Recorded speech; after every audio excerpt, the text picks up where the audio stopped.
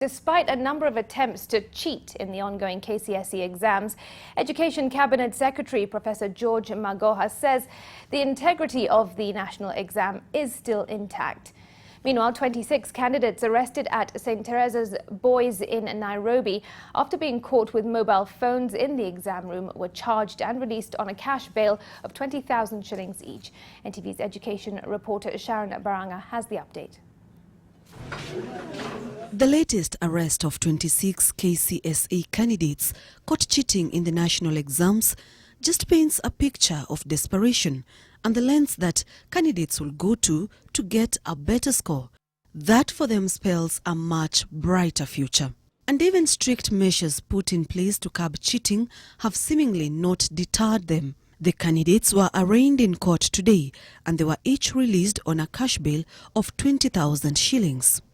They are required to report to the investigative officer every Saturday until they complete their exams.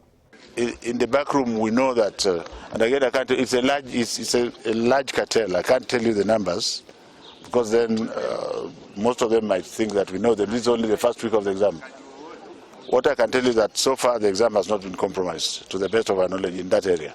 The 26 candidates were among 154 private candidates sitting their examinations at St. Teresa's Boys Primary School. 35 mobile phones were also confiscated. The owners of the mobile phones have been identified. It means whoever was frisking them did not frisk and must have been compromised. And that's where we don't argue with you.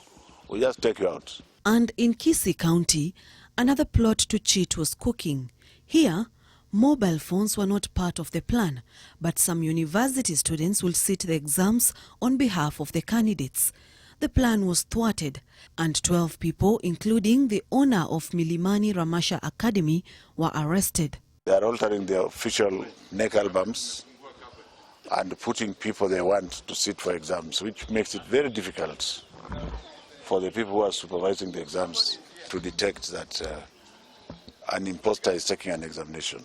Last week in Nyandarua County, security officers got ahead of a scheme to cheat in the KCPE exams at the Hester group of schools. 4 people were arrested. It is reported that invigilators took pictures of the examination papers and sent to teachers who are hiding in a house within the school compound, who would then scribble answers on tissue papers and pass them on to invigilators to deliver to the candidates. Kisii, Homa Bay, Migori and some parts of Kiambu and Nairobi counties are some of the areas being watched. Any child going to the toilet must be escorted there because there are many things happening, like the case we are watching in Uriri today, where they want to disguise teachers as cooks, and the exam is left in the toilets. The Ministry of Education officials say that private centers are becoming hotspots in the cheating of the national examinations.